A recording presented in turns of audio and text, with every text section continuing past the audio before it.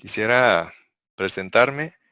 Yo soy el doctor Sánchez Suen, soy médico intensivista y actualmente además trabajo en el servicio de anestesia del Hospital Calderón Guardia. Soy también anestesiólogo. El día de hoy vamos a revisar este tema que es la intubación endotraqueal en el paciente con COVID-19. Ese es el menú que vamos a revisar el día de hoy. Sin lugar a duda, el mundo ha cambiado de unos 5 meses para acá debido a la emergencia sanitaria. Este virus, el nuevo coronavirus, que a mediados de diciembre empezó a causar serios problemas, a pesar de que ya existía sospecha de que en el mes de noviembre del año pasado ya venía surgiendo algunos casos de neumonía atípica, específicamente en la ciudad de Wuhan, de la provincia de Hubei, en China. La Organización Mundial de Salud la declaró una emergencia sanitaria mundial a mediados del mes de enero, y a principio del mes de febrero se bautiza este virus oficialmente como el virus COVID-19. Previamente se había denominado como el nuevo coronavirus o el SARS-CoV-2. Y realmente se trata de una situación sanitaria en donde todos los sistemas de salud han sido testeados, todos, absolutamente todos. Observe que países que inicialmente se consideraban como ejemplo de servicios de salud a nivel mundial, que tenían sistema de salud muy robusto, como en el caso de Estados Unidos, como el caso de España, el caso de Alemania, Italia, entre otros, fueron literalmente sacudidos por esta emergencia sanitaria y sus sistemas de salud han sido completamente colapsados. No es la diferencia en el caso, por ejemplo, de Centroamérica, específicamente Panamá y Costa Rica, que somos países vecinos. Hemos sufrido el embate de esta entidad. Y las cifras realmente son impresionantes. Por ejemplo, estos son los datos que accesé hace unas 7 horas. Los tomé de la página de la Universidad de Johns Hopkins, que tiene un servicio de rastreo en tiempo real de los casos que se han ido reportando en diferentes partes del mundo. Observe de que ya tenemos en este momento confirmados más de 2 millones de casos y causa además una gran cantidad de muertes, 140,000, y esta cifra, conforme pasa el tiempo, se va sumando, y ni siquiera de manera de a poquito, sino que la suma es exponencial en muchos otros países. De hecho, hay países en donde no se ha podido aplanar la curva y su curva de crecimiento no es ni siquiera lineal, sino de manera exponencial. Y muchas veces nosotros aprendemos a punta de picos emocionales, y eso es lo que abunda en la emergencia sanitaria con el COVID-19. Estamos rodeados de picos emocionales, por eso nuestra capacidad de aprendizaje se eleva en esta época de la pandemia COVID-19. Y bueno, esto inclusive es motivo de un montón de memes que surge a nivel de las redes sociales. Existe también un problema que es la infodemia, no solamente la infodemia entre las redes sociales, sino también la infodemia científica o pseudocientífica. Entonces, para aprender a punta de picos emocionales, recordemos que hasta el momento más de 140,000 personas fallecieron como producto de esta pandemia por COVID-19. Y hablemos en un contexto en donde se pueda discutir números entre los dos países vecinos, entre Panamá y en el caso de Costa Rica. Vamos, antes de hablar de lleno con el tema de la intubación endotraqueal, vamos a ver cuáles son las similitudes y cuáles son las diferencias que existe en el caso de Panamá y en el caso de Costa Rica. Desde el punto de vista demográfico, los números son bastante parecidos. En el caso de Costa Rica tenemos 5 millones de habitantes. En el caso de Panamá, 4.2 millones de habitantes. Y estamos hablando de países más o menos geográficamente y más o menos poblacionalmente. Inclusive nuestro sistema de salud son bastante semejantes, bastante semejantes.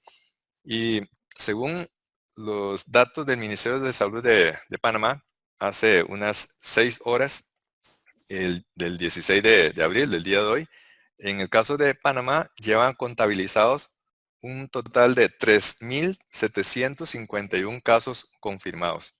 Estos son números de hace un par de horas. Probablemente ya en este momento la cifra habrá crecido.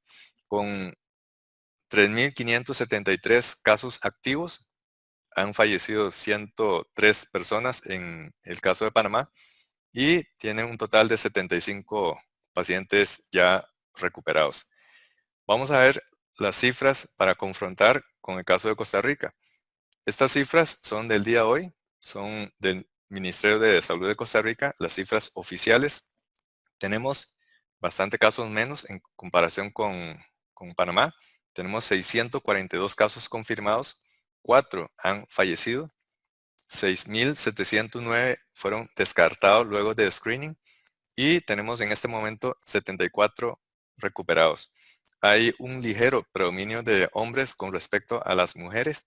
De momento, el rastreo de pacientes hospitalizados, 11 se encuentra en la unidad de cuidados intensivos y 5 se encuentra en salones que no son de unidad de cuidados intensivos. Comparemos Costa Rica con respecto a Panamá. Entonces, al momento de hoy existe 3.751 casos en Panamá, 642. En el caso de Costa Rica tenemos una quinta parte en comparación con la República de Panamá. Hay una diferencia bastante marcada en cuanto a fallecidos, 103 en el caso de Panamá, 4 en el caso de Costa Rica.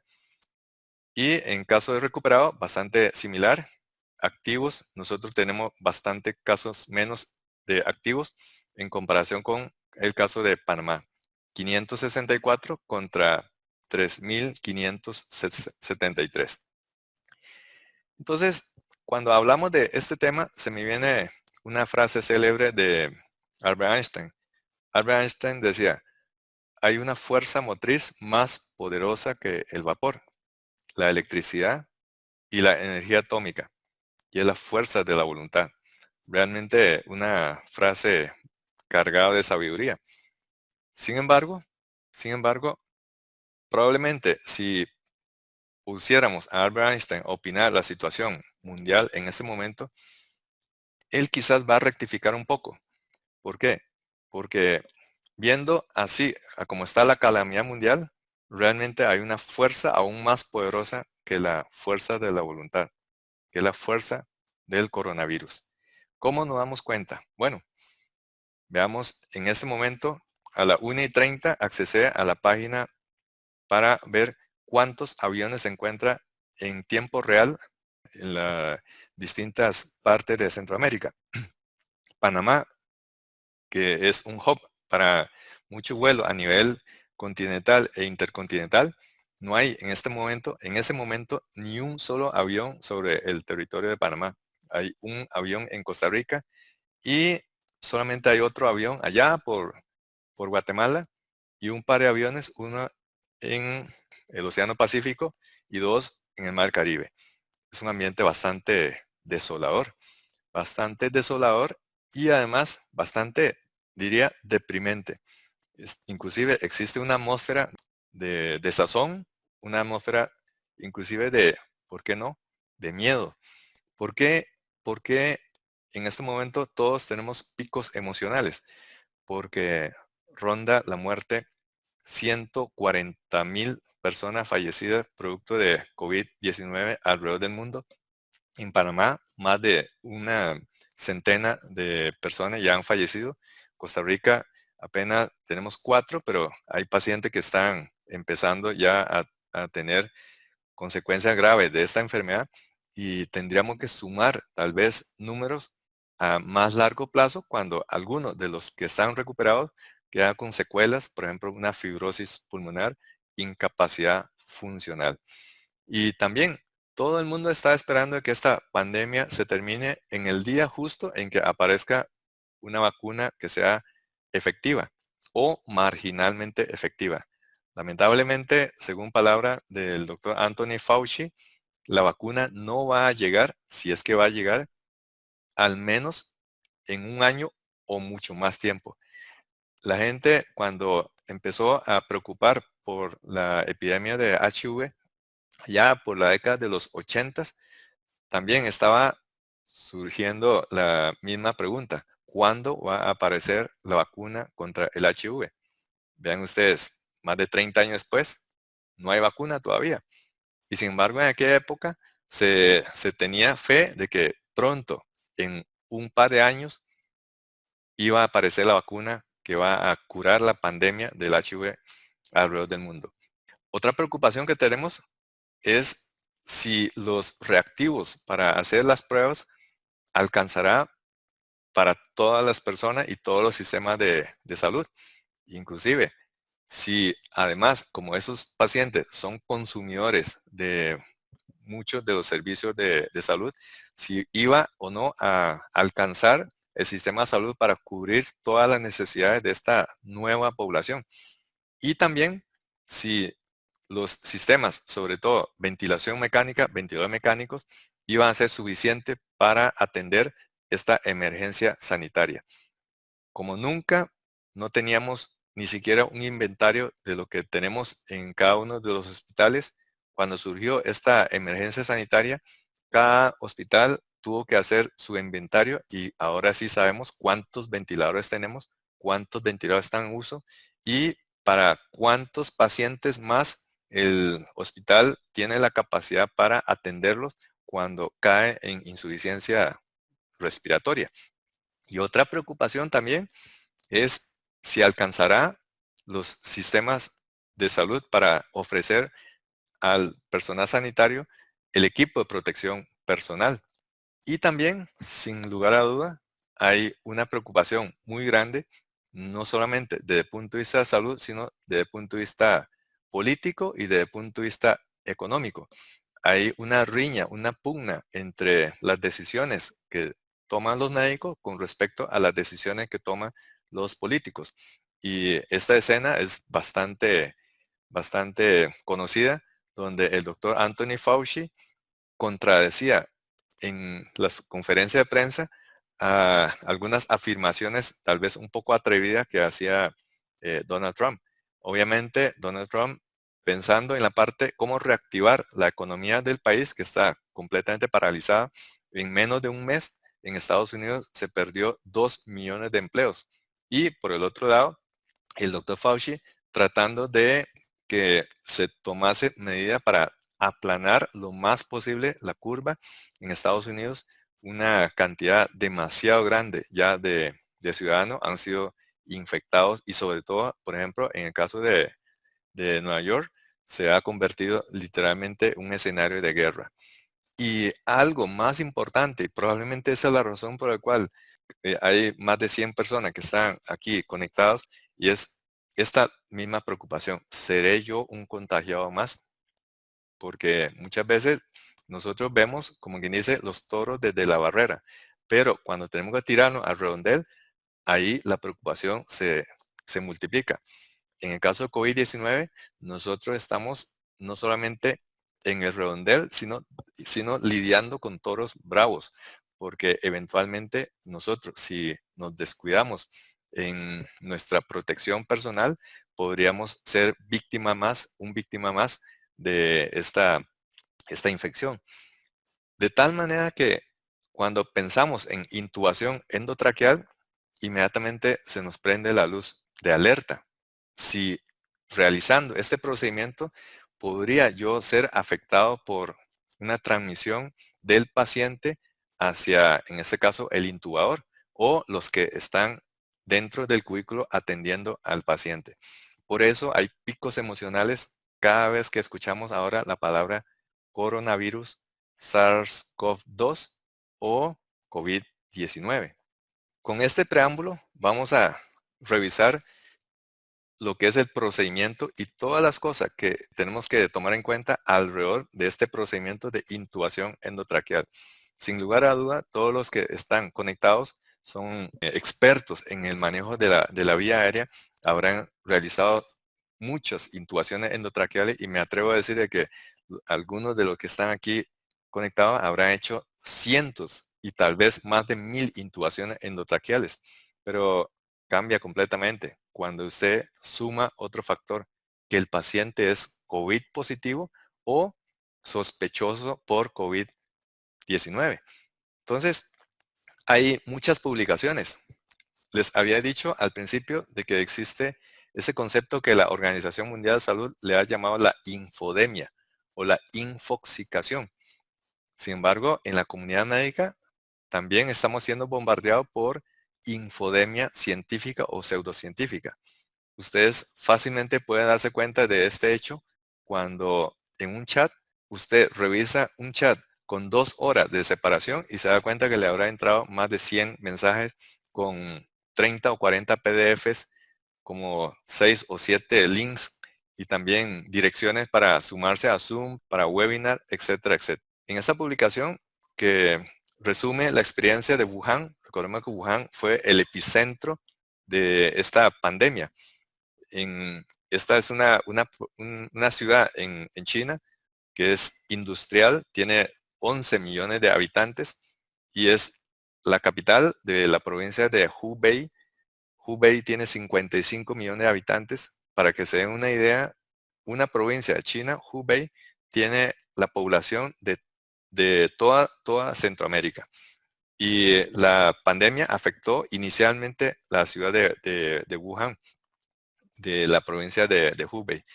Entonces, la experiencia que ellos publican revela de que 3.2% de los pacientes que son COVID-19 positivos requirieron una ventilación mecánica. 3.2%. Si uno ve el porcentaje, realmente tal vez no le preocupa tanto. 3.2%. Casi que podríamos decir que es como margen de error. Sin embargo, el denominador es demasiado grande. Ahora, de todos los que ameritan de ventilación mecánica, no todos ameritaron de intubación endotraqueal.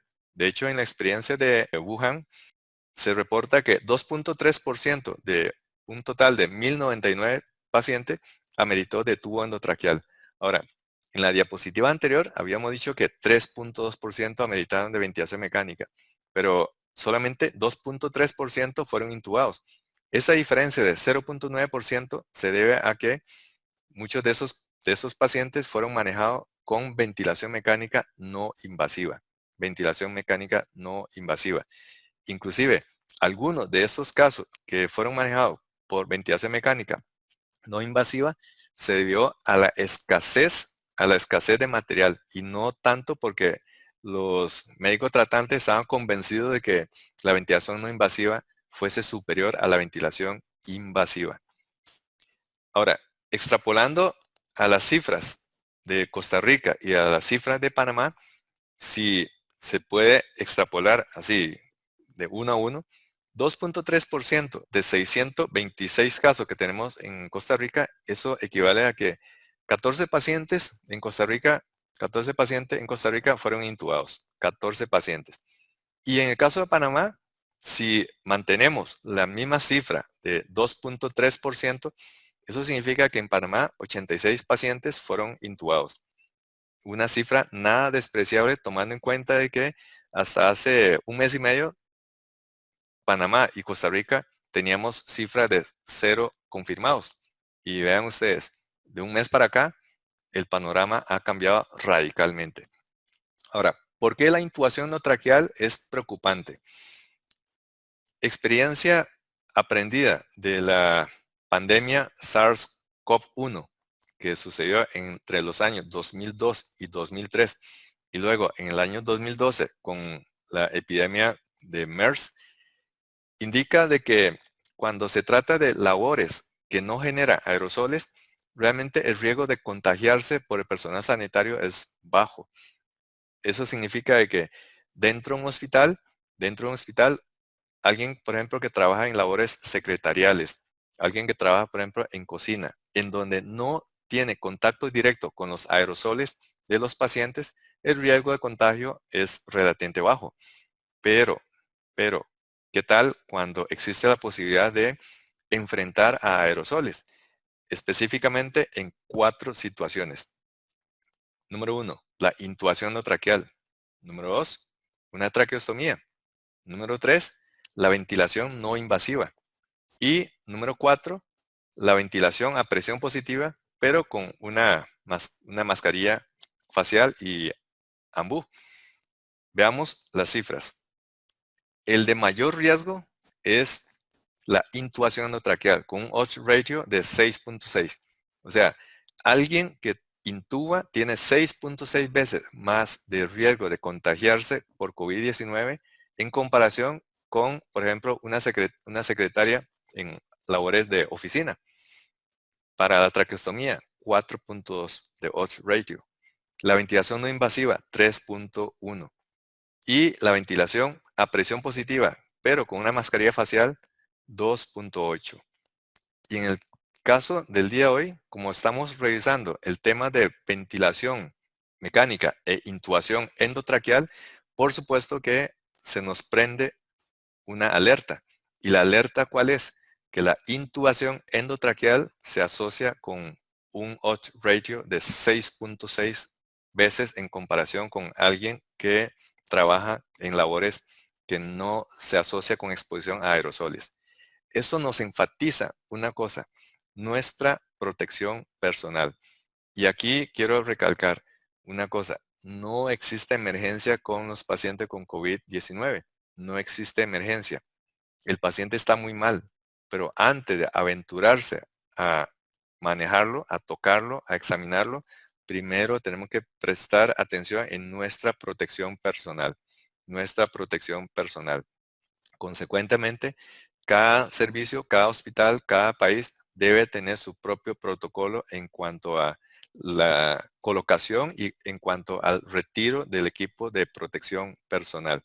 Y no solamente tener los lineamientos escritos, sino también hacer ejercicio de simulación y luego de cada ejercicio de simulación hacer un, un análisis explicativo de cuáles fueron los errores y cuáles fueron los aciertos de la práctica. Y solo así estaríamos en condiciones de enfrentar la vía aérea, realizar el procedimiento, aunque el riesgo no es cero, sí hay una reducción significativa cuando nosotros colocamos nuestro equipo de protección personal versus cuando manipulamos la vía aérea, cuando tocamos directamente las secreciones del paciente, en comparación cuando nosotros tenemos full equipo de protección personal. Ahora, sin lugar a duda, todos ustedes son expertos en el manejo de la vía aérea, pero ninguno, y eso me incluyo, somos expertos en manejar la vía aérea de un paciente COVID-19 positivo. ¿Por qué? Porque ahora no solamente tenemos que hacer el procedimiento, sino que tenemos que prestar muchísima atención en el equipo de protección personal. En esta publicación todavía no clasificada, pero ya aceptada de Anesthesiology, habla que la vía aérea en los pacientes COVID-19 positivo se vuelve difícil y no solamente difícil, ahora hay que agregar la otra palabra, complicada. Quizás más importante que difícil es complicada. ¿Por qué? Porque el paciente tiene poca reserva respiratoria. Por algo es que lo vamos a intubar. El paciente está mal desde el punto de vista respiratorio. El tiempo desde que el paciente deja de respirar hasta que llega a desaturación crítica se acorta de manera significativa, dado que su capacidad respirativa funcional ha disminuido al mínimo y existe mucho trastorno ventilación-perfusión o incluso muchos alvéolos que ya están completamente inundados de secreciones que se comportan como unidades de cortocircuito. También la valoración de la vía aérea no siempre es posible. Incluso según la Sociedad Española de Anestesiología, no es ni siquiera recomendable la valoración de la vía aérea de un paciente. Imagínense usted la cantidad de aerosoles que puede expulsar un paciente si usted le dice, a ver, señor, abra la boca y ahora diga, para ver cómo está su grado de Mallampati. Por el otro lado, la colocación de el equipo de protección personal causa una gran incomodidad. Y una de las incomodidades más importantes es el empañamiento, por ejemplo, de la careta facial, de los lentes. Y también, para los que ya han probado una máscara N95, se dan cuenta de que respirar a través de una máscara N95 implica una sensación distinta en comparación con una respiración espontánea sin ningún equipo de protección. Por el otro lado, si la cosa se pone medio complicada, resulta de que el personal de apoyo, así como el equipo de respaldo, queda fuera del recinto de aislamiento. Ya no tenemos la facilidad con que varios colegas nos están ayudando para enfrentar una vía aérea, sino que los equipos están afuera, los medicamentos están afuera y más manos están afuera. Y también, esto es muy importante, por eso la vía aérea no es tanto difícil como complicada, porque ahora se nos suma la presión psicológica para evitar la infección cruzada.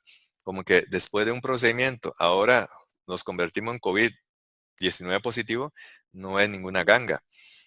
Así es que el procedimiento como tal se tiene que hacer sin el mínimo de error. Entonces, para eso, la técnica, la técnica estándar para la intubación de esos pacientes debe ser la técnica de intubación, inducción de secuencia rápida. ¿Por qué? Porque es esta técnica la que ofrece mejor perfil de seguridad y también de eficacia, dado que cualquier cosa que genere spray de aerosol, o sea, el fenómeno de aerosolización, sin lugar a duda, incrementará el riesgo de que el personal sanitario, no solamente el intubador, sino todos los que están dentro del recinto de aislamiento, existe un riesgo incrementado para contraer la infección. Y aquí se me viene una frase célebre de Murphy. Dice lo siguiente: si todo lo que tiene es un martillo, cualquier cosa que vea le parecerá un clavo. Y es ciertísimo eso, porque tenemos graves limitaciones con un paciente COVID-19 positivo. Muchas cosas no podemos meter al recinto. Y ahora, encima de todo eso, se nos cambia el esquema usual que teníamos de abordar la vía aérea, que ya ahora tenemos que colocar un equipo de protección personal, tenemos que utilizar técnicas que tal vez no estamos tan acostumbrados a utilizar, empezamos a utilizar medicamentos que tal vez lo teníamos en el olvido, y es así como, en vista de que el personal sanitario se vuelve no solamente espectador en un redondel, sino que ahora está dentro del redondel, y es la razón por la que cada uno de nosotros estamos pensando en nuestra propia salvación. Y es la explicación de por qué después del hospital y nuestra casa, la ferretería es el sitio más visitado. Empezamos a pasar por los pasillos de la ferretería a ver qué me compro, qué tipo de mascarilla, qué tipo de careta facial, qué tipo de plástico. Todas esas cosas antes de COVID-19 no existían. Inclusive, antes nosotros veíamos estas cosas como utensilios de los trabajadores de construcción, de los que se encargan de lijar gypsum, los que tienen que trabajar en madera, pero nunca en un ambiente hospitalario. Y me atrevo a decir de que entre todos los participantes de esta reunión virtual, la inmensa mayoría, para no decir que todos, tenemos ahora en los lockers del hospital un dispositivo como este. Y las maletas de intubación ya no son como antes. Simplemente teníamos una hoja de laringoscopio, un par de tubos, una guía, algunos medicamentos. Ya no. Ahora las cajas son mucho más grandes y dotados de cosas que lo compramos en la ferretería. Y también, después de la ferretería, probablemente la librería es el otro sitio de interés. ¿Por qué? porque, bueno, dentro de las opciones para protegerse del spray, para armar nuestro equipo de protección personal, está el cubo COVID y el plástico COVID. Esto probablemente ustedes ya lo han visto en revistas, pero también sobre todo en las redes sociales, como cada uno tiene su propia receta de protección contra este nuevo coronavirus. Y nosotros, por ejemplo, en el hospital, luego de prueba, ensayo y error, prueba, ensayo, error, simulación, nos hemos quedado con dos opciones. Opción número uno, el cubo COVID, o el COVID cubo, como le hemos bautizado. Y opción número dos, el plástico. Y vea cómo el ingenio humano obliga a que cosas como esta, ¿verdad? Una incubadora. Una incubadora, esta foto yo la tomé la semana pasada. Estaba en la sala de una cesárea. Cuando salí, vi una incubadora. Si no fuese por la emergencia de COVID-19, esta incubadora pasaría desapercibida. Pero como estamos en el modo COVID y vi esto, inmediatamente se me prendió la luz de que podríamos como romper una parte de arriba y ponérselo encima al paciente para usar como el método de protección. Y bueno, hasta revistas que son serias han reportado este método. Por ejemplo, en la revista New England Journal of Medicine aparece esta publicación de abril de este año. Entonces, en esa publicación analiza dos escenarios. Primero, cuando intubamos sin barrera de protección y cuando intubamos con barrera de protección. Obviamente, el personal sanitario está vestido con su equipo de protección, pero es un equipo de protección personal. Y ahora, ¿qué pasa si aparte del equipo de protección personal le agregamos una barrera adicional de protección? Vamos a ver el resultado de este estudio publicado en New England Journal of Medicine. Hicieron un estudio bastante interesante. ¿En qué consistió el estudio? Colocaron dentro de la boca del maniquí un globo con 10 cc de un líquido que es fluorescente ante la luz ultravioleta. Y agarraron ese globo y empezaron a inflar con oxígeno a un punto que este globo se estalla y observen ustedes en la foto en cámara de un fotograma de cámara lenta, se ve cómo aparece no solamente aerosol, sino literalmente un montón de gotas salpicando a su alrededor. Este experimento lo que hace es tratar de simular qué le puede pasar al intubador cuando está enfrentando a un paciente COVID-19 positivo que estornuda o está tosiendo. De medio lado, aquí también se ve claramente cómo no es ni siquiera aerosol. Lo que hay es un spray de un montón de secreciones. Entonces, después de romper el globo, ahora apagan la luz y empieza a iluminar la escena con luz ultravioleta. Como es un líquido que es fluorescente ante la luz ultravioleta, se ve claramente, vean cómo la careta del intubador quedó completamente salpicada de esas secreciones, que sería como la analogía de lo que le puede pasar si el paciente COVID-19 positivo tose, escupe o estornuda. Inclusive, no solamente se ve en la ropa del paciente, sino también en el piso. Encontraron salpicadura a 1.2 metros de la boca del paciente. Y obviamente el cubrebocas, el cuello, la parte frontal, la parte anterior de la bata, los guantes, el antebrazo, completamente salpicado por esas secreciones. Entonces, esa escena ahora nos evoca este otro. Cuando usted ve una escena como esta o como esta, probablemente ahora le evocará esta otra escena. Bien, ¿qué pasa si nosotros colocamos una barrera de protección? En el estudio utilizaron el cubo que nosotros le llamamos el COVID cubo o el cubo COVID. Entonces, tiene dos aberturas donde el intubador puede meter las manos. Por el otro lado, como se trata de una caja acrílica de 50 centímetros de ancho y 40 centímetros de alto por 50 centímetros de fondo, con dos orificios, entonces, en principio, el intubador estaría más protegido. Repitieron el experimento, inflaron el globo hasta el punto de estallar y ahora la diferencia. Todas las salpicaduras quedaron confinadas dentro del cubo para el procedimiento. Y cuando ilumina la bata, el cuello, la cara, el cubreboca, ya no hay salpicadura. No hay salpicadura. Un escenario completamente distinto.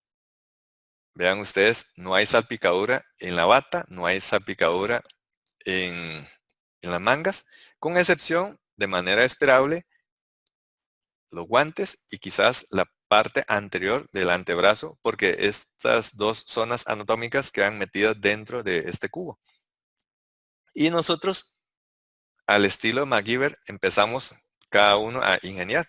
Entonces, esto yo le llamaría la versión 1.0 del COVID plástico. Este plástico lo compramos en la ferretería, bastante barato, 2.500 colones el kilo. Para darse una idea, sería como unos $5 el kilo. Y con un kilo de plástico podríamos fabricar 12 piezas de estas para tapar el paciente mientras estamos haciendo el procedimiento. Inconveniente, salta a la vista. Es un plástico bastante opaco, había que mejorar. Entonces, esa fue la primera opción que tuvimos, bastante económico. Y también mandamos a confeccionar un cubo que se hace con plástico acrílico. Este le llamamos el COVID cubo versión 1.0 de servicio de anestesia del Hospital Calderón Guardia.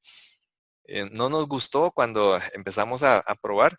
La razón es que esa pieza que se encuentra mirando hacia el fondo estorbaba mientras nosotros hacíamos el procedimiento. Por ejemplo, el GlideScope, que es el dispositivo de videolaringoscopía que ustedes ven, tiene un cable y ese cable choca contra esta pieza, esta pared que se encuentra al fondo. Entonces, hemos intubado cientos y a veces más de 1,000 ocasiones, pero son muy poquitos los pacientes que hemos intubado de esta manera. De hecho, nosotros estamos haciendo nuestra propia curva de aprendizaje. Se dan cuenta de que sí, el cubo protege, pero el cubo también estorba. El cubo también estorba. Y también la versión número 1.0 del plástico COVID lo hemos cambiado por el plástico que ahora lo conseguimos en la librería. Es el mismo plástico que utilizamos para forrar los cuadernos, mucho más transparente en comparación con ese plástico opaco que se consigue en la ferretería. Y también mandamos a cambiar la versión 1.0 por la versión 2.0 de nuestro COVID cubo. Quitamos la pieza que causaba el estorbo al cable y al mango del videolaringoscopio. Y ahora sentimos bastante cómodos. Aquí lo que estamos haciendo es, en esta foto, una práctica. Eso lo hemos protocolizado en el servicio y así es como vamos a intubar eventualmente a los pacientes COVID positivos. Entonces, en resumen, aquí les muestro el COVID cubo y el COVID plástico versión 2.0. Cambiamos este modelo 1.0 por el 2.0. Y ya tenemos en la bodega una buena cantidad de piezas de plástico para eventualmente utilizarlo en los futuros pacientes que tengamos que enfrentar. Igualmente en la bodega tenemos equipos de protección personal, batas, mascarilla, careta, anteojos y armamos, y eso es importante, armamos 2 cajas para intubación con pacientes COVID positivos, porque nos damos cuenta de que una caja convencional no tiene el tamaño para albergar todos los dispositivos que tenemos que introducir. Son pacientes difíciles. Y queda y es muy importante realizar ejercicios de simulación, la práctica. La práctica. No todos los días vamos a tener pacientes COVID-19 positivos. Así es que hay que aprovechar de que los pacientes que no son ni siquiera sospechosos, realizar la práctica. Inclusive podemos pedir a voluntarios que están dentro de, por ejemplo, del servicio de anestesia, voluntarios en sala de operaciones, en emergencia, en los salones, para realizar la práctica de simulación. Bien, ¿existe o no algún consenso para el manejo de esos pacientes COVID-19 positivos? Consenso sí hay. Lo que pasa es que estos consensos sigue siendo como una recopilación de opinión de expertos. ¿Por qué? Porque evidencia no existe. Para tener suficiente evidencia necesitamos estudios randomizados, multicéntricos, una población muy grande de muestra, y eso es lo que falta. ¿Por qué? Porque apenas tenemos 5 meses de conocer este virus. El virus ya habló, pero el tiempo en que ha dicho cosas es relativamente poco, menos de 5 meses. Y en caso, por ejemplo, de Costa Rica y en caso de Panamá, si acaso un mes y medio para acá, un mes y medio para acá. Y dentro de las recomendaciones de opinión de expertos, esta es un esquema que aparece en este artículo de anestesia del 2020, sería más o menos el esquema de cómo enfrentar un paciente COVID-19 positivo, fuera y adentro del recinto. Afuera del recinto debe existir una persona que esté supervisando, que esté siempre disponible en caso de que hubiera que suministrar algún medicamento, algún dispositivo, cosa que idealmente no debería de tener, porque todo lo que se utiliza debe estar adentro en ese momento. El monitor, el intubador, un carrito para manejo de la vía aérea, en este caso más que un carrito sería maleta para el manejo de la vía aérea, y también ayudante para en caso de que tuviese una emergencia, incluso la posibilidad de un abordaje quirúrgico, y tener los medicamentos así como los monitores apropiados. Y en esa conferencia de consenso utiliza una serie de pasos, 3 pasos. Primero, el paso de la seguridad. Seguridad tanto para el paciente como para el equipo que va a manejar la vía aérea. Lo otro, que sea preciso. O sea, que exista mínima posibilidad de errores, evitando todas aquellas cosas que medicamentos, técnicas, dispositivos que no sean familiares para nosotros. Y lo otro también es hacer las cosas de una manera rápida, expedita, sin posibilidad de demora y sin posibilidad de error, y sobre todo sin necesidad de repetir pasos, sin necesidad de repetir pasos. Y en esa conferencia de consenso, literalmente resume todo en esta tabla. Esta tabla le llama la página para el abordaje de un paciente adulto COVID-19 positivo.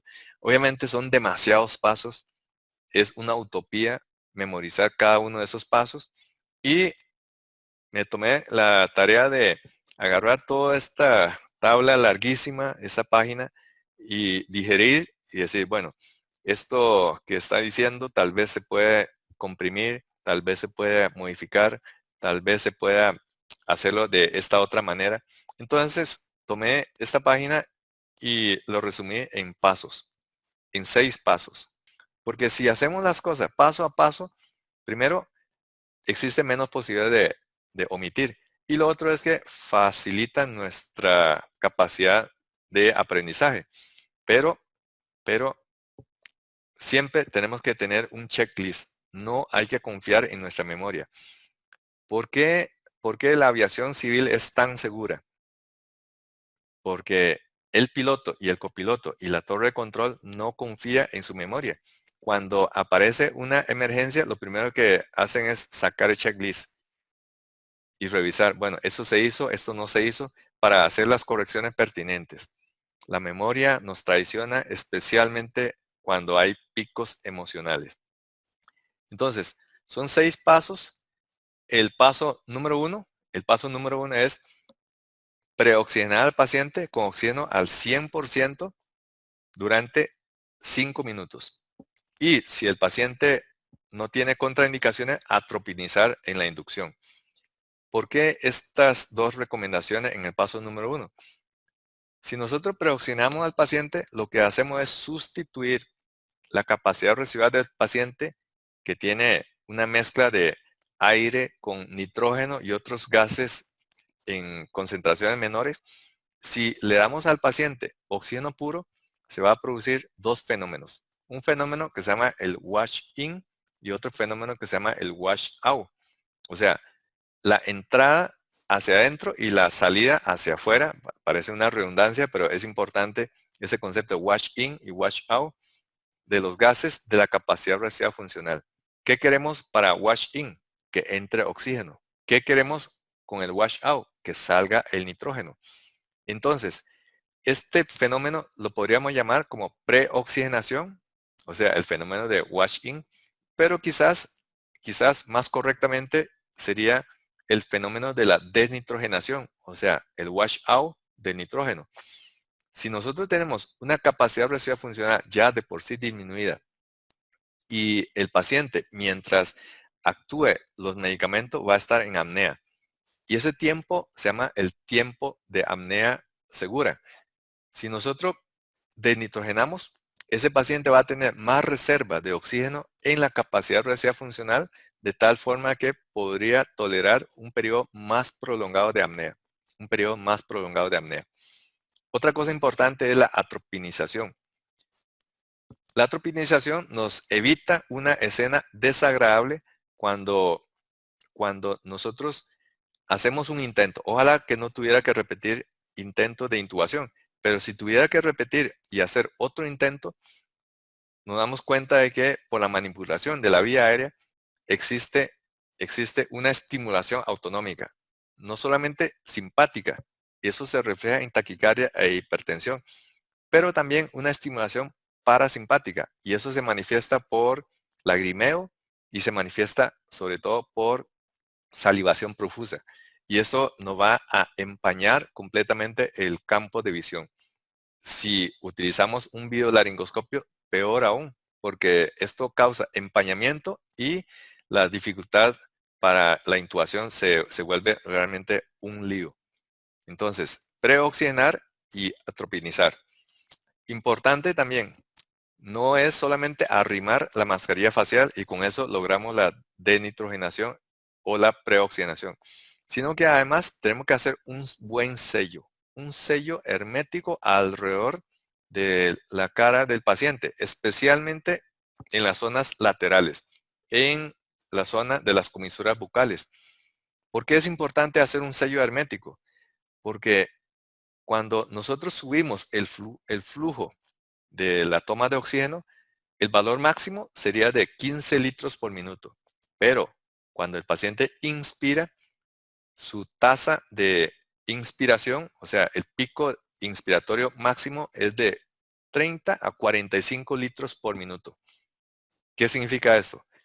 El sistema le oferta 15 litros por minuto, pero el paciente demanda 30 a 45 litros por minuto. Evidentemente hay un faltante. ¿Y dónde va a tomar ese faltante? Eso lo va a tomar del ambiente y va a producir la filtración del aire desde los rebordes nuevamente hacia la mascarilla. O sea, nos estamos autofauleando. Por un lado, queremos denitrogenar, pero al no hacer un buen sello, el paciente se renitrogena. Entonces, es importante hacer un buen sello, un buen sello. Y este buen sello se logra cuando utilizamos máscaras faciales de calidad. Y eso es lo que muchas veces falta en los salones, en servicio de emergencia, en la unidad de cuidado intensivo, inclusive en sala de operaciones. Para, para eso debemos contar con mascarillas faciales que tenga un reborde inflable. No como muchas veces que es una carcasa de plástico que no ofrece un buen sello. Si en su lugar de trabajo no tiene este tipo de mascarilla, trate de conseguirlo. porque es importante para aumentar el periodo de apnea segura. Y si tenemos dificultades, tendríamos que hacer un sello con 2 manos, haciendo una técnica que se llama la técnica de doble CE. ¿Por qué doble CE? Porque recuerde que si nosotros aprisionamos la mascarilla facial con el pulgar y el índice, formamos una letra, la letra C. Y los demás dedos haciendo una especie de garra sobre el borde inferior de la mandíbula. Y de esa manera lo que estamos haciendo es la letra E. Por eso se llama la técnica doble CE.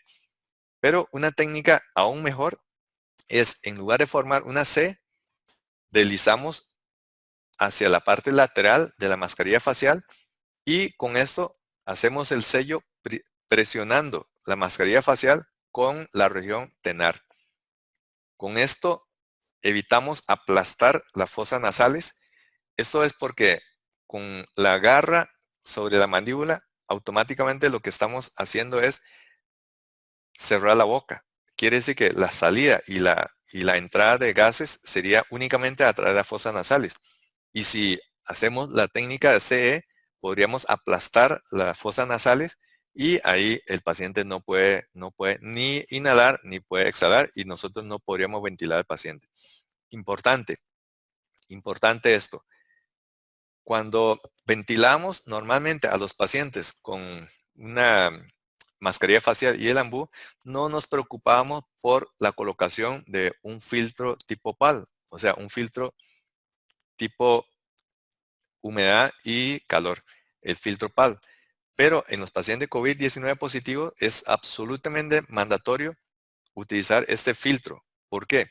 Porque se ha probado que este filtro es efectivo contra AH1N1, la gripe porcina. Ciertamente, este papel de filtro no tiene poros lo suficientemente pequeño como para impedir el paso del virus. Recordemos que el virus tiene tamaño de micras y los poros de este tipo de papel generalmente son poros de tamaño de micras. Entonces, micra mucho más grande y nanómetro mucho más pequeño. Eso como pretender atajar partículas de polvo con una red de, por ejemplo, portería de fútbol. Sin embargo, recordemos que el virus no viaja solito. El virus viaja dentro de las gotículas, de la gota de flush y las secreciones. El papel que es de material higroscópico, repele el agua y de esta manera evita que las gotas pase al otro lado de la membrana. Eso significa que si las gotas no pasan, el virus no pasa. Y en estudios ya de laboratorio se ha demostrado de que este tipo de filtro tiene una eficiencia de 99 puntos, hay que prestar atención, 99 puntos, ahora 9,999%. O sea, solamente deja pasar el 0,00001% de las partículas. Prácticamente nada. De tal manera que estos filtros son seguros para el AH1N1. Y también por analogía, por el tamaño, también lo será para SARS-CoV-2, el COVID-19. Algo muy interesante es rastrear la trayectoria de los aerosoles. De los aerosoles cuando nosotros ventilamos con el ambú. Y veremos cuál es el impacto. En esa publicación muestra un estudio bastante elegante. ¿Qué hicieron los investigadores? Utilizaron un maniquí y luego agregaron humo dentro del circuito y empezaron a rastrear la dirección con que se mueve el humo utilizando un rastreador láser. Y así logra medir la concentración de las partículas de humo. ¿Qué fue lo que ellos encontraron? En el lado donde se hizo la ventilación con la mascarilla y el ambú, pero sin el filtro, se observó de que el humo se dispersó a una distancia más allá de los 25 a 30 centímetros. O sea, muy cerca ya del rostro del intubador. Por el otro lado, cuando se coloca el filtro, observe cómo el humo se movió a una distancia mucho menor. Quedó literalmente ese humo confinado a una distancia de dispersión de menos de 10 centímetros, bastante alejado del intubador. Entonces, importante, y es el mensaje más importante de este estudio. Si usted no utiliza filtro, si usted no utiliza el filtro, las partículas de humo, llámese en este caso las gotículas o las gotas de flush, viajará fuera de el dispositivo y fácilmente puede alcanzar el rostro del intubador. Recordemos que el virus entra por 3 rutas: por la boca, por los ojos o por la nariz. Entonces, cada vez que usted va a ventilar un paciente COVID-19 positivo y no estás utilizando un filtro PAL, estaría ganando puntitos para ser cargados por estos señores. Importante. Y el mensaje de este estudio es, número 1, mantenga la succión continua. Si usted coloca una succión de humo alrededor de la vía aérea del paciente, tendrá menor cantidad de partículas alcanzando el rostro del intubador. Utilice un filtro respiratorio. Claramente se logró demostrar con ese estudio de rastreo con el láser. Aleje lo más posible. Esta es la razón por la cual se recomienda el uso de videolaringoscopio en comparación con un laringoscopio convencional. Y también enfatice en el sello apropiado, El paso número dos es la inducción de secuencia rápida, ya sea con succinicolina o con rocuronio. También como complemento, podríamos dar algunos medicamentos para evitar la náusea y vómito en el posoperatorio. Si se trata de un paciente, por ejemplo, que va para una cirugía. Obviamente, en caso de los emergenciólogos, este segundo paso no es relevante porque el paciente, después de intubación, inmediatamente irá conectado a ventilación mecánica por periodos prolongados. Y acá tenemos que recordar de que la técnica para el abordaje de la vía aérea se llama la técnica de la inducción más intubación de secuencia rápida. Esa es la técnica para el manejo de la vía aérea en los pacientes COVID-19 positivos. Y esto es como reescribir un poco la historia. ¿Por qué? Porque si rastreamos para atrás, la técnica de inducción más intubación de secuencia rápida no se escribió específicamente para los pacientes con COVID-19, sino más bien eran para pacientes que tenían riesgo incrementado de broncoaspiración, o sea, el, el abordaje de un paciente con estómago lleno. Aquí claramente se ve un paciente, ese paciente yo lo tuve en sala de operaciones, tenía una obstrucción intestinal, le hicimos una inducción de secuencia rápida, se logró intubar a primera intención con videolaringoscopía, quedó completamente limpio, pero basta con que el cirujano comprimió un poco el abdomen y se produjo una regurgitación masiva y vean ustedes el contenido gástrico. Obviamente, en este caso, el paciente no sufrió consecuencia adversa porque la vía aérea quedó separada de la vía digestiva con la intubación y el balón neumotaponal inflado. La técnica de inducción de secuencias rápidas se diseñó específicamente entonces para paciente con estómago lleno. Ese es un ejemplo clásico. Un paciente que tenía una obstrucción intestinal, se le dio un trago de bario y observe que el trago de bario no pasó más allá de píloro. El paciente tenía una obstrucción. O en este caso corresponde a una tomografía en corte sagital, lo que se ve así gigantesco, lleno de material de contraste, es el estómago. Lo que tenía esta paciente era una hernia diafragmática que aprisionó una asa intestinal, causando la obstrucción. Obviamente, si vean ustedes el tamaño del estómago con el volumen adentro, si nosotros le iniciamos una inducción, el paciente pierde la conciencia y regurgita eso, ese paciente se va a ganar una macro broncoaspiración con total seguridad. Así es que cuando hablamos de inducción e intubación de secuencia rápida, nos estamos refiriendo a una técnica para el manejo de la vía aérea de un paciente con estómago lleno, no para COVID-19. Sin embargo, es la técnica de elección en la actualidad para los pacientes con COVID-19. Analizaremos eso dentro de poco. ¿En qué consiste esta técnica? Básicamente, si el paciente está muy ansioso, podemos prescribirle un par de miligramos de midazolam. Podemos aplicarle lidocaína. Esto puede reducir la tos, pero tiene que aplicarse mínimo de 2 a 3 minutos antes de la manipulación de la vía aérea. Y vamos a realizar la inducción con medicamentos que cause la pérdida de la conciencia. Si el paciente está estable, podríamos darle propofol a dosis de 1 a 2 a 1.5 miligramos por kilo. Si está inestable, utilizar etomidato. Aquí quiero hacer una acotación y es que nosotros en Costa Rica no tenemos etomidato, de tal manera que la sustitución sería la ketamina con igual perfil de seguridad. Para la relajación neuromuscular se preconiza rocuronio a dosis de 1 miligramo por kilo o la succinilcolina a 1 miligramo por kilo. Por lo menos esta tabla de dosis y los medicamentos son todos reportados en esta publicación de Anesthesiology del mes pasado. Y en cuanto a opioide, una dosis de 50 a 100 microgramos puede atenuar un poco el reflejo laríngeo. Bien, acá yo quiero hacer una pequeña modificación a esa lista.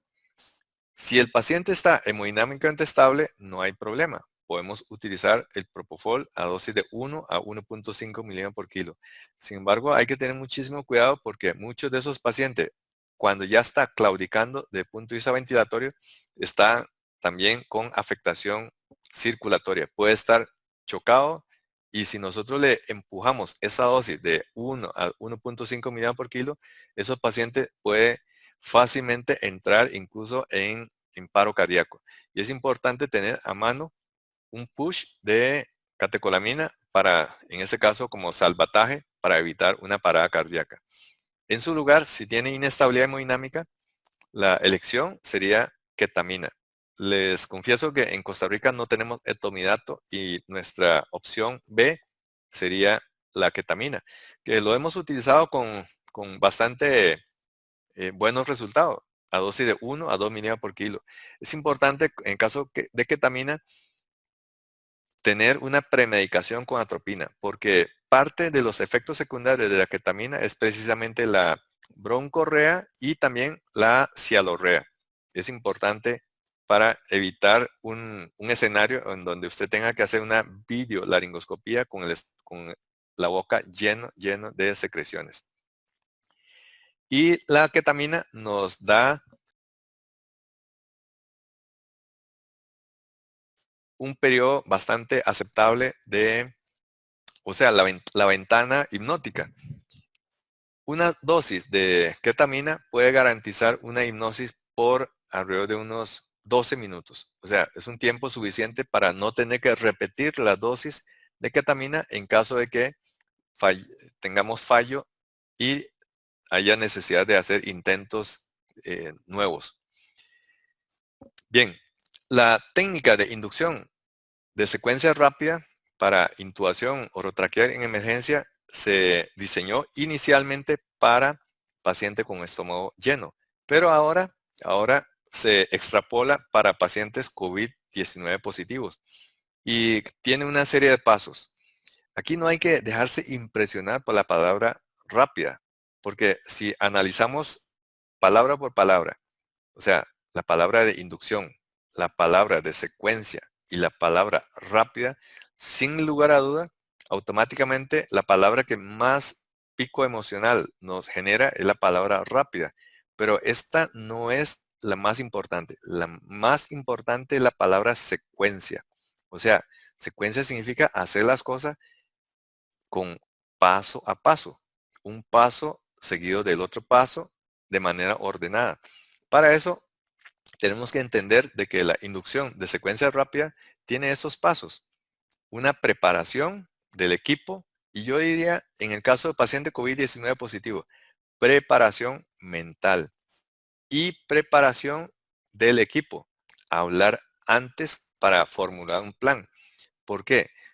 En la medida en que usted ya tenga todo el equipo de protección personal colocado, se dan cuenta de que cuando alguien habla, el otro no lo puede escuchar o no puede escuchar de manera nítida. En cambio, si establecieron, qué sé yo, un lenguaje de señas o ya saben a qué van a tener, entonces facilita muchísimo el manejo del paciente. La preoxigenación, más correctamente la denitrogenación. Ya comentamos el concepto de wash in y wash out. La aplicación del inductor anestésico. Y luego la aplicación de un relajante neuromuscular de latencia corta, o sea, de inicio de acción muy rápido. Y los dos medicamentos que cumple esta característica de inicio de acción rápido sería la succinilcolina y el rocuronio. Realizar una laringoscopía, veremos ahora cuáles son las opciones de laringoscopía, intubar al paciente y finalmente comprobar el tubo endotraqueal. O sea, si lo ponemos en una tabla, esta sería la tabla. Los pasos sería la planificación y preparación 10 minutos antes, la preoxigenación o la denitrogenación 5 minutos antes, la premedicación unos 3 minutos antes. Premedicación me refiero a, por ejemplo, lidocaína para atenuar los reflejos laringeos. La aplicación de hipnosis y parálisis simultáneas en el momento. ¿Qué significa eso? Significa de que cuando vamos a aplicar, por ejemplo, la succinicolina y el propofol, no se complique mucho la existencia. Ponga los dos medicamentos dentro de la misma jeringa.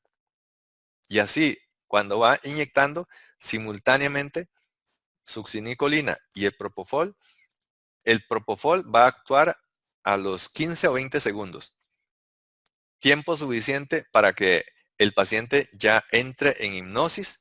Mientras tanto, el efecto relajante de la succinicolina, recordemos que la succinicolina primero produce unas fasciculaciones y posteriormente una fibrilación para causar una parálisis despolarizante. Y esto necesita unos 60 segundos para que se instaure todas esas etapas.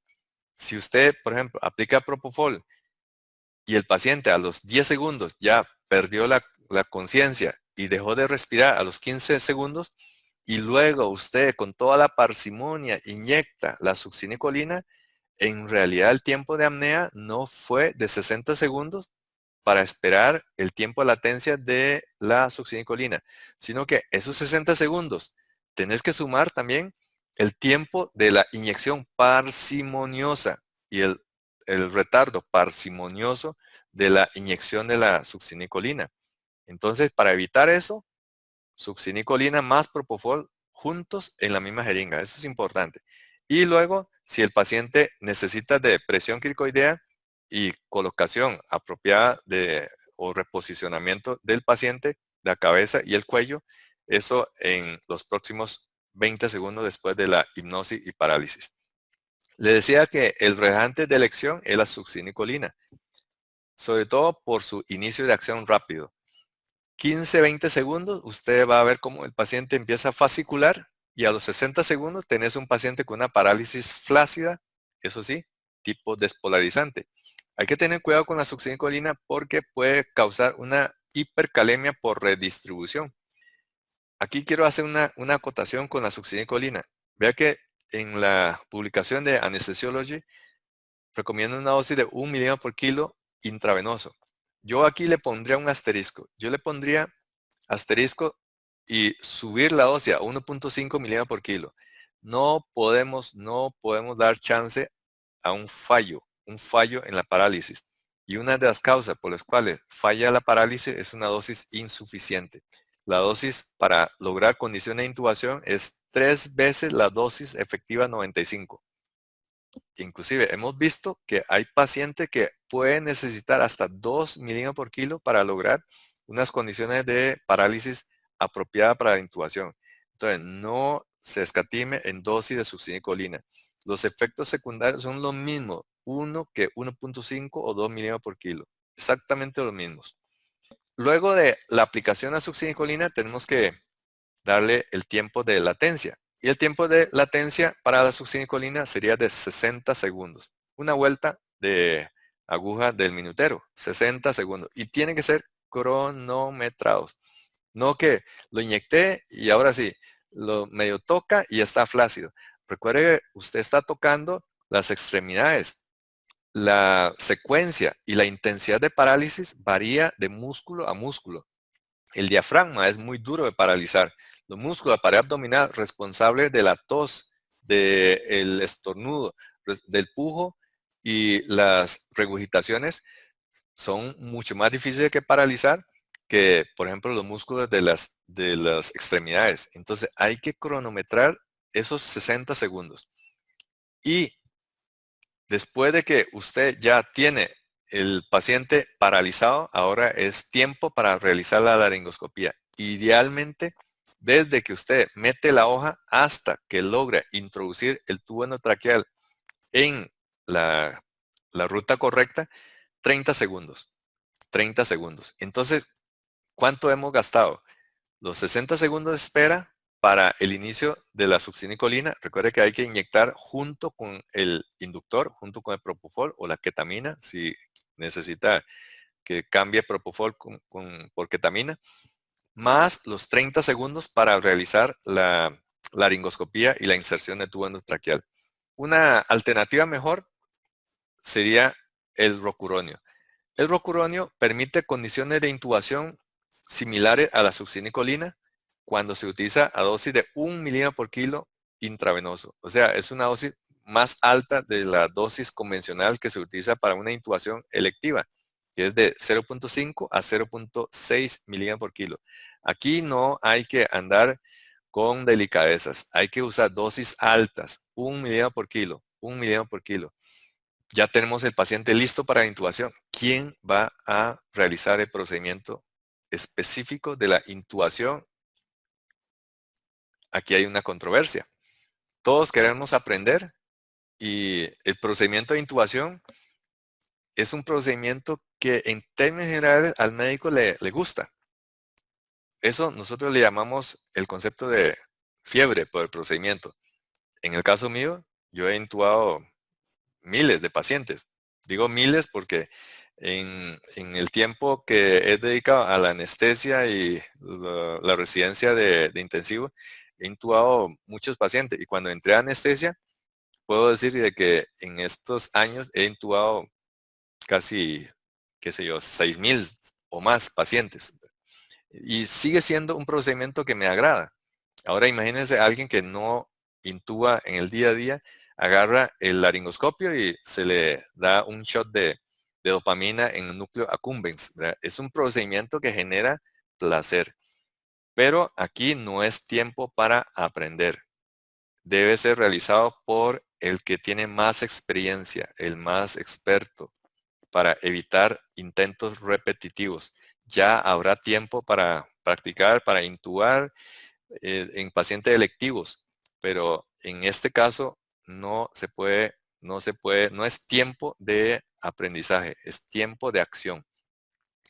Entonces, cuando hablamos de la técnica de inducción e intubación de secuencia rápida, en los pacientes con COVID-19 tiene otras razones. Primero, cuando denitrogenamos al paciente con la técnica de inducción e intubación de secuencia rápida, con eso aumentamos el tiempo para la apnea segura. Cuando aplicamos un paralizante de acción rápida, lo que estamos haciendo es ganar tiempo y de esta forma reducimos el intervalo entre la parálisis y el tiempo en que nosotros reconectamos al ventilador para iniciarle la ventilación. Y lo otro, muy importante, no hay necesidad de ventilar a presión positiva. Con eso generamos menos aerosoles. En el paciente de estómago lleno, el no ventilar a presión positiva significa hay menos posibilidad de causar un neumogastrio, menos posibilidad de causar una distensión del estómago y menos posibilidad de regurgitación y broncoaspiración. Pero en el caso de COVID-19, la razón es porque de esta manera generamos menos aerosoles. Y esto es fundamental. Hay que reducir en lo posible la ventilación a presión positiva. Recuerde el OSH ratio, ¿verdad? Para la ventilación a presión positiva con una mascarilla facial. Y si vamos a ventilar con la máscara Yambú, que no se nos olvide agregar un aditamento. Y ese aditamento fundamental, es el filtro PAL. Ya lo vimos con el estudio con humo y láser, cómo ese filtro PAL puede reducir el escape de las gotículas de flush hacia el ambiente. ¿Y qué pasa si nosotros no podemos ventilar al paciente y el paciente ya está entrando en desaturación crítica? Aquí no solamente pasa de una fase de preocupación, sino que empieza a atacarnos el pánico. Y cuando aparece el pánico, empezamos a cometer graves errores. Si el paciente está con una saturación apropiada, nuestro cerebro también puede trabajar tranquilamente. Pero, ¿qué tal el paciente con una saturación de 60% y ya está empezando a tener infradenivel de ST y empieza a bajar la frecuencia cardíaca? Aquí entra en pánico. Y muchas veces empezamos a pensar, ¿dónde está el set de cricotirotomía? ¿Dónde está el set de traqueostomía? Tenemos que hacerle un abordaje por la cara anterior del cuello. Error, error que mata. ¿Por qué? Porque lo que necesitamos es ventilar al paciente con la mínima fuga posible. A presión positiva, eso sí. ¿Cómo lo hacemos? Bueno, aquí hay una idea genial. Una idea genial. Ahí está la publicación. Es una publicación de Canadian Journal of Anesthesia del año 2001. Les confieso que esto yo lo hacía y no me había dado cuenta de esta publicación hasta después cuando leí esta técnica. Esta técnica se llama la técnica de la máscara laringea del hombre pobre. ¿Qué es la máscara laringea del hombre pobre? Ojalá que si de esta charla solamente logre extraer esta idea, ya siento que cumplí el objetivo de esa charla. ¿Cuál es la máscara laringea del hombre pobre? Bueno, hacer algo que es contraintuitivo. ¿Qué significa eso? Recuerde que estamos en un escenario en que no podemos ventilar al paciente con la mascarilla facial. ¿Y qué te dicen las guías? Saque el tubo y meta la mascarilla facial y ventile al paciente. Y resulta que tratamos de ventilar con la mascarilla facial y se vuelve imposible. Y empezamos a entrar en pánico. Aquí tenemos que hacer algo contraintuitivo. ¿Qué significa? No saque el tubo endotraqueal. No pudiste meterlo en la tráquea, pero no lo saque. Más bien, retire la punta del tubo hacia una posición estratégica, hasta el istmo de las fauces. Ahí infla el balón neumotaponador. Y con eso, ¿qué estás logrando? Si ustedes ven ese esquema, lo que están teniendo es una cánula Mayo o una cánula Guedel. Pero a diferencia de una cánula de Mayo o una cánula Guedel, estas cánulas artificiales no tienen un conector para un ambú, para el circuito de una máquina de anestesia, para el circuito de un ventilador mecánico. En cambio, si usted deja el tubo in situ, así como está, tienes una cánula orofaringea y tenés un conector. Y además, al inflar el balón neumotaponador, permeabiliza mejor y abre la distancia retrolingual. Y eso es lo que hacemos en el día a día ahora. Les confieso de que en mi práctica he tenido pacientes de vía aérea difícil, inclusive en mi práctica personal, un paciente no pude intubarlo en salas de operaciones, se supone que es un ambiente más controlado y terminó en una traqueostomía. Hoy en día, hoy en día, como dándole vuelta a este caso desagradable, puedo confesar, decirle con propiedad de que si hubiera conocido esta técnica de la máscara laringea del pobre, ese paciente no hubiera necesitado de una traqueostomía, sino que yo puedo ventilar por el tiempo que yo quiera con la mínima fuga. Mientras tanto, puedo dar chance a que traiga otro dispositivo o que venga alguien con mente más fresca, o inclusive, como es una inducción anestésica, puedo dar chance a que se metabolice los medicamentos y el paciente se despierte. Pero sin esa idea, el paciente terminó en una traqueostomía. Y quiero hacer como un llamado a, yo sé que hay muchos residentes, muchos inclusive especialistas, que cuando piensa en vía aérea difícil, automáticamente están pensando en un set de cricotirotomía, un set de traqueostomía. Pero si usted utiliza la técnica de la máscara laringe del hombre pobre, se va a dar cuenta de que esos sets están de más en la inmensa mayoría de veces. Cuando usted tuvo que hacer una traqueostomía, una cricotirotomía de emergencia, no se sienta muy orgullosos. Más bien puede ser un reproche de que hubo torpeza mental y manual. Les confieso que a mí me pasó. Años después, puedo confesar de que aquella traqueostomía en ese paciente realmente fue una torpeza mental y manual mío. Y también, ¿qué tal si usted tiene un paciente con un collar cervical? Estorba montones. Con una mascarilla facial dificulta mucho. Ahora, alguien puede decir, bueno, para eso le puedo quitar.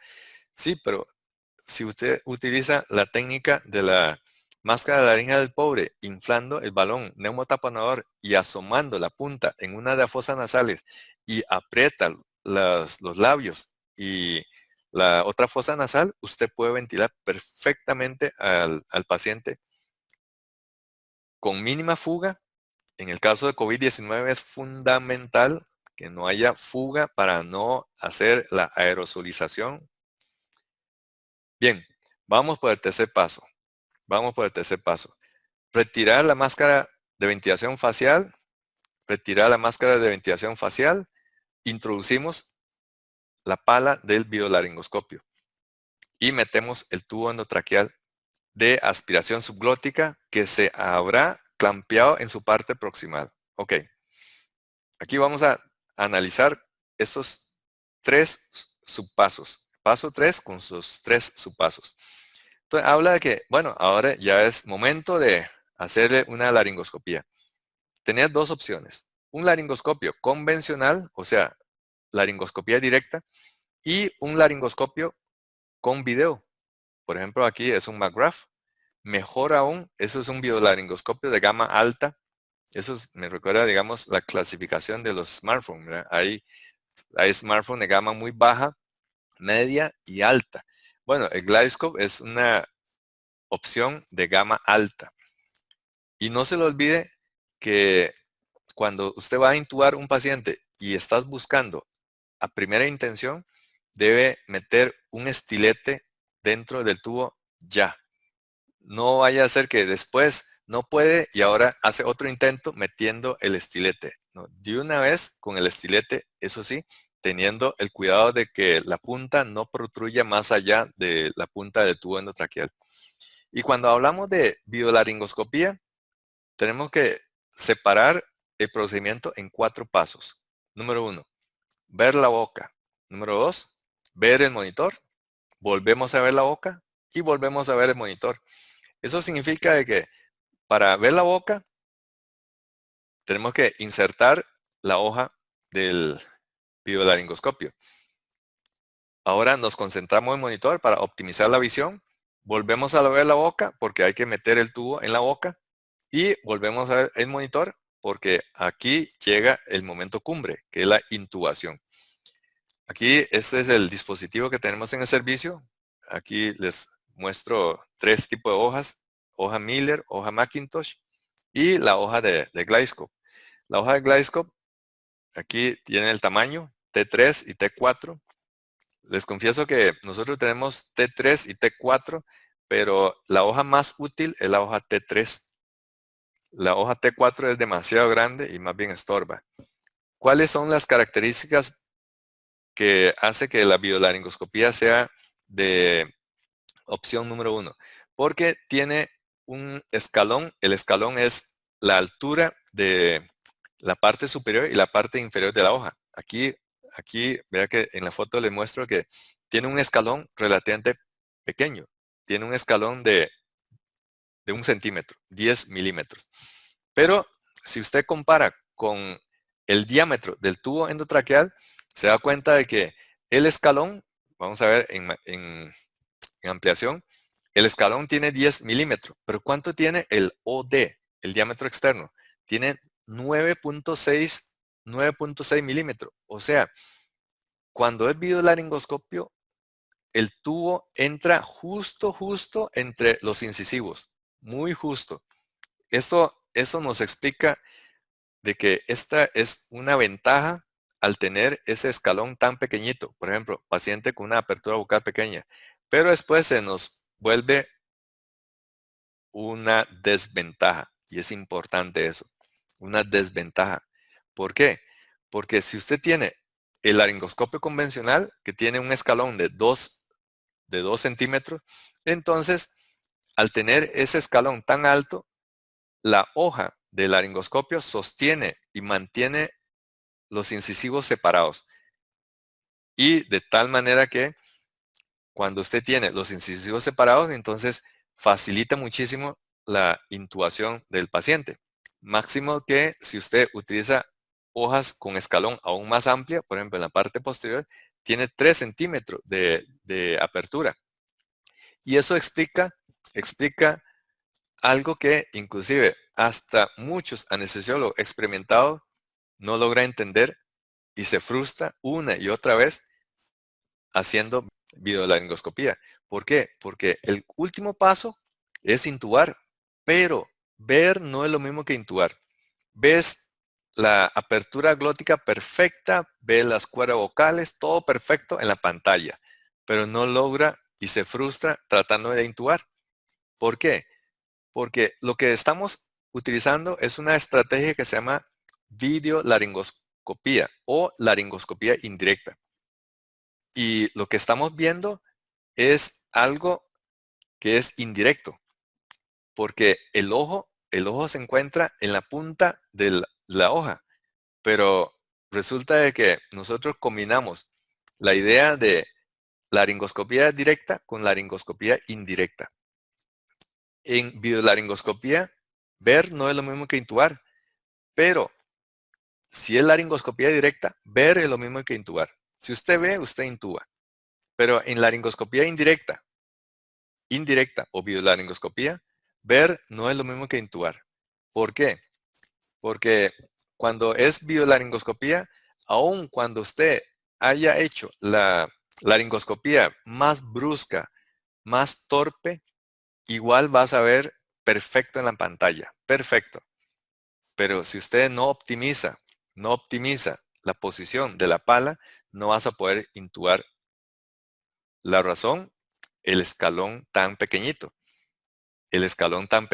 Entonces, no hay mucho margen para maniobrar el tubo.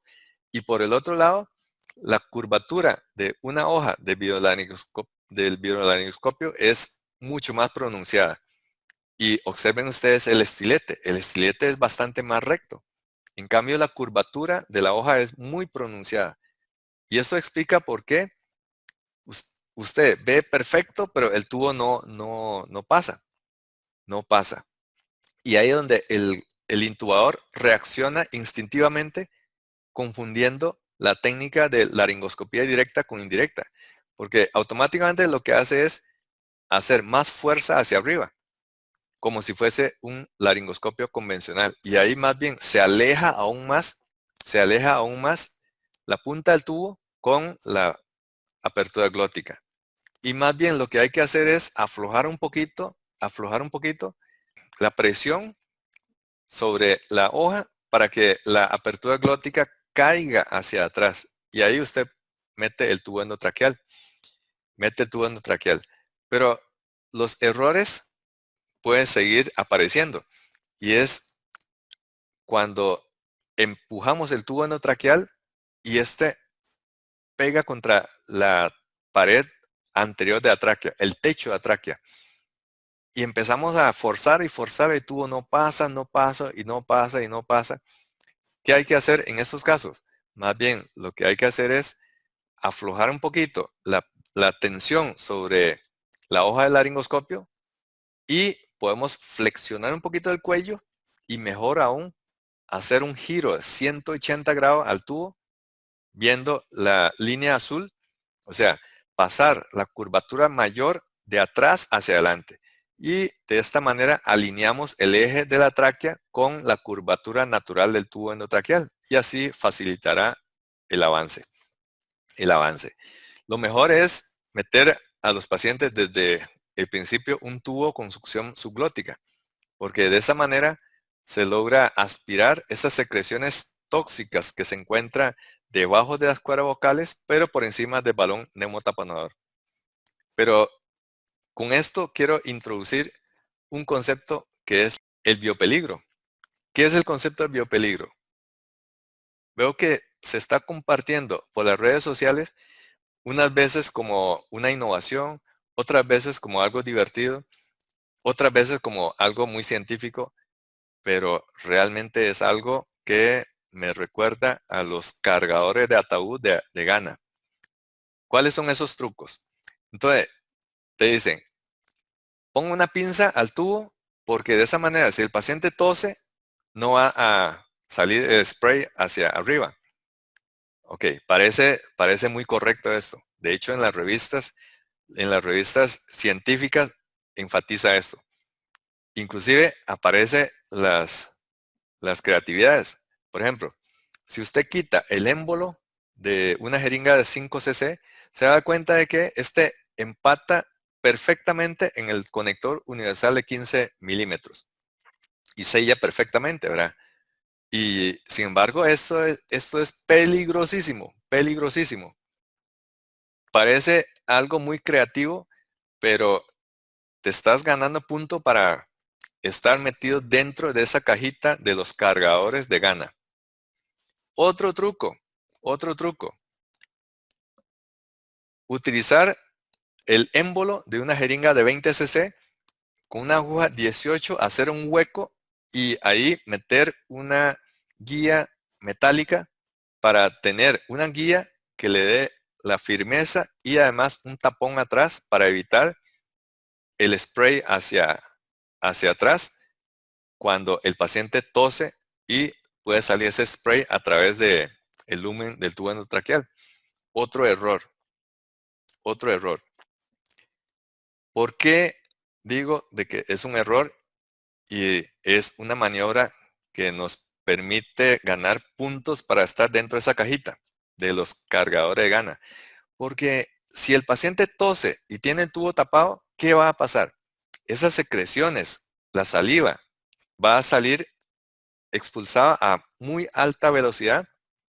Si bien no sale por el tubo, pero va a salir por la nariz y va a salir por la boca.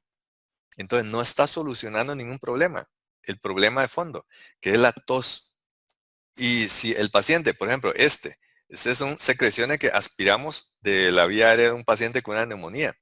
Si el paciente tose y usted tiene el tubo pinzado o tiene el tubo tapado, no va a salir por el tubo, ciertamente, pero va a salir por la nariz y por la boca, igual a esa alta velocidad. Y la tos puede expulsar las secreciones a una muy alta velocidad. Una tos normal puede expulsar a 650 litros por minuto. Una tos leve, 320. Y una tos más débil, 220. Igualmente son valores supremamente elevados.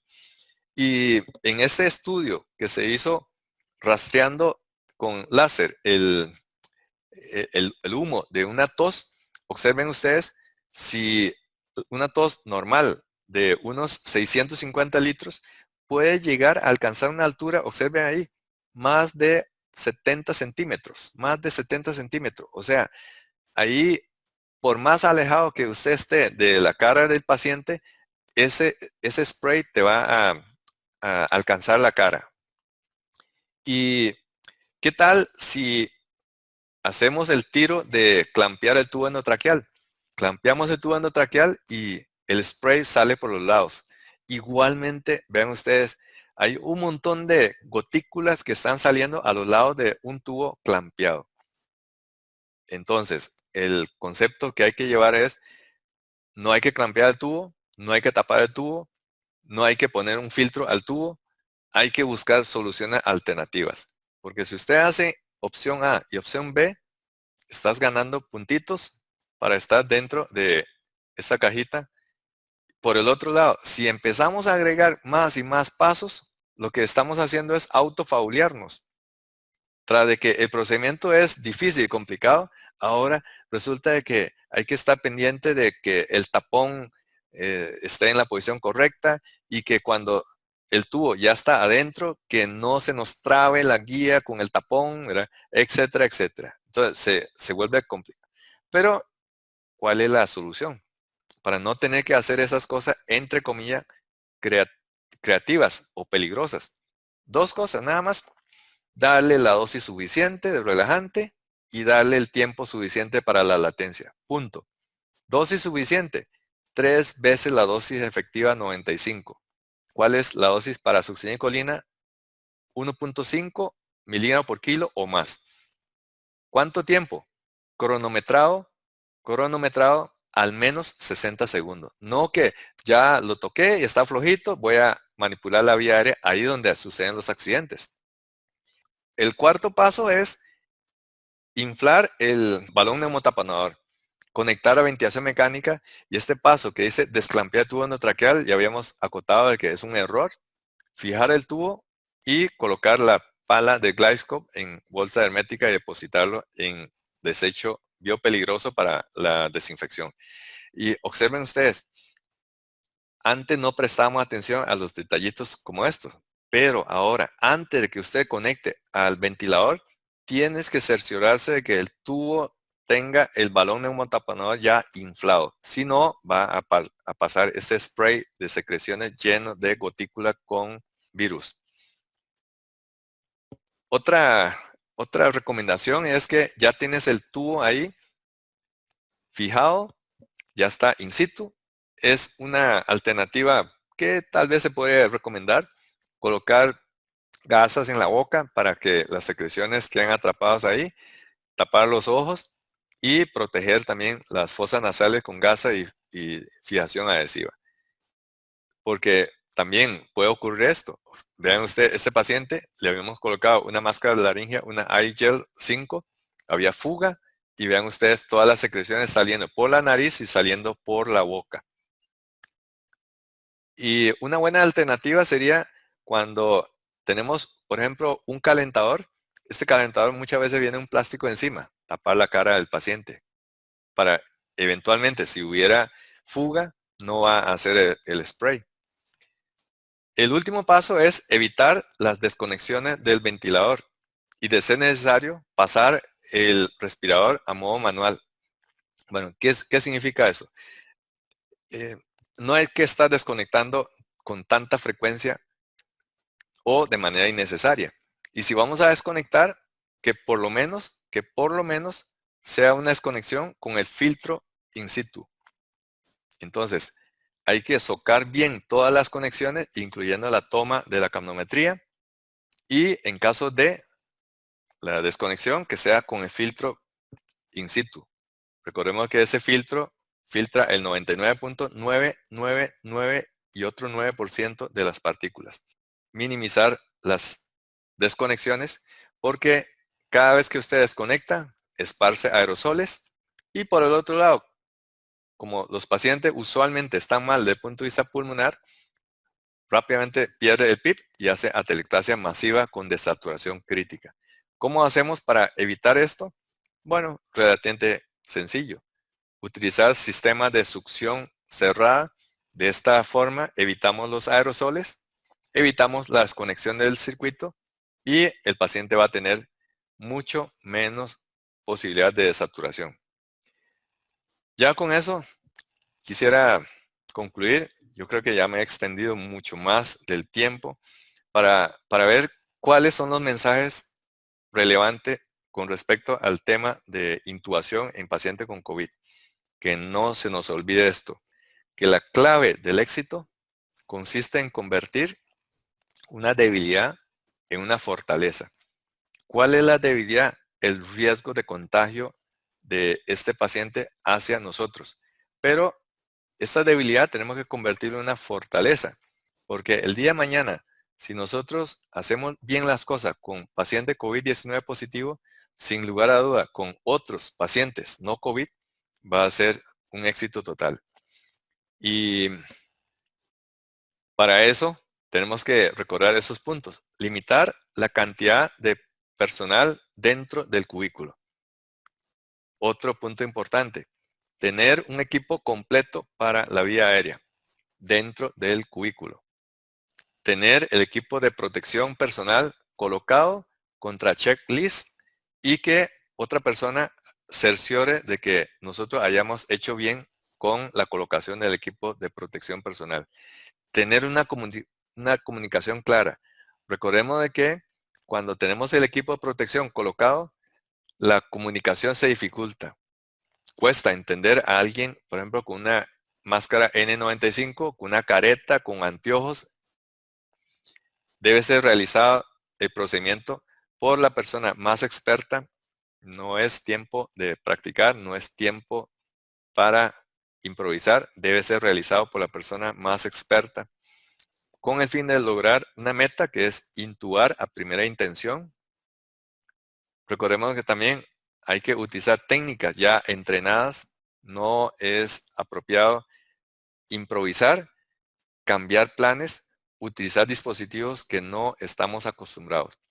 Recuerde que la inducción y la intubación debe ser como si fuese un paciente con estómago lleno, pero la ventaja de aplicar esta técnica en un paciente COVID-19 positivo es que minimiza el tiempo de apnea y también reduce la posibilidad de aerosol. Evite las desconexiones. Una vez conectado, el ventilador tiene que cerciorarse de que todas las conexiones queden bien apretadas. Y algo importante, después de una intubación de esto, que sin lugar a duda es una intubación demasiado emocionante para cualquiera de nosotros, y son intubaciones que usted nunca se va a olvidar, es compartir la experiencia con otros colegas. Ese es el concepto de debriefing en el trabajo en equipo en simulación. Eso se llama reflexión guiada.